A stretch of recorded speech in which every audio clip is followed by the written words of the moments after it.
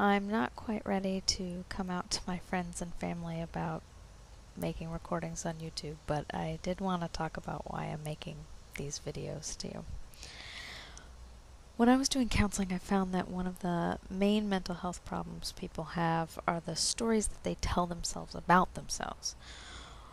What is the story that you tell yourself about what your personality is and what kind of person you are? In counseling, I would often try to get people to change their narrative by having them think about alternative narratives and trying to point out examples of where their narratives did not ring true. One example I have for myself is that I always thought of myself as a sedentary and not athletic person. I had put on weight in elementary school and was heavy through junior high and never liked group sports.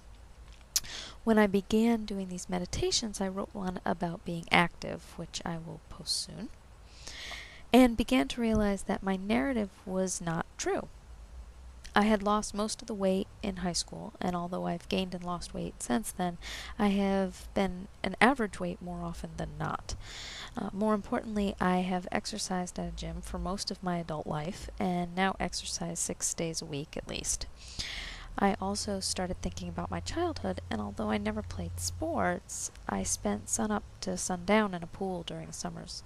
I was not an inactive kid. My narrative didn't ring true. I think often as an adult, our brains get very rigid, and we think about our narratives as fixed.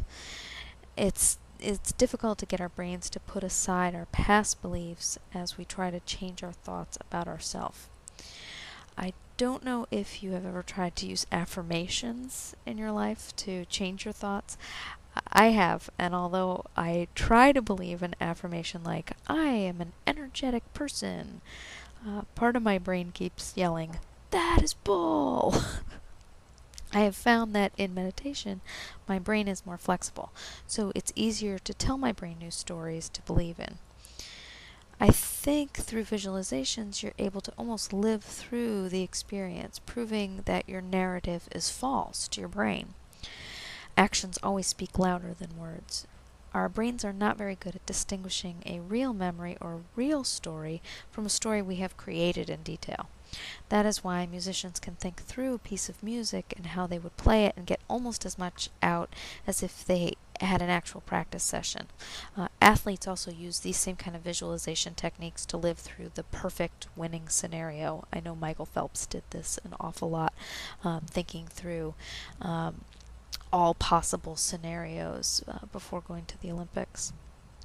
The more often you use these visualizations, the more they become ingrained into your thoughts. I hope these meditations help you as much as they are helping me. Please leave me comments. I know my comments will not always be positive, but the few I've received have really had me on a high all day. Thank you for listening. Please subscribe and send feedback. Remember, meditation changes your mind.